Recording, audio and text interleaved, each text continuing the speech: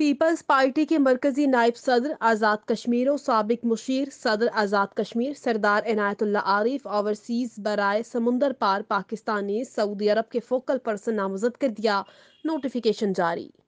chairman Pakistan Peoples party ہمارے foreign minister جناب بلاول بھٹو زرداری صاحب کا، جناب مرد حر آصف علی زرداری صاحب کا، سیاسی امور کی انچارج آزاد کشمیر کی ہماری علی فریال طالپور صاحبہ کا، ہمارے مرکزی رہنما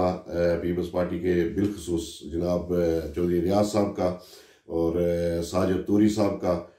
آزاد کشمیر کی جتنی بھی لیڈرشپ ہے چودھری یاسین صاحب کا، فیصل راٹھور صاحب کا، سردار یعقوب صاحب کا،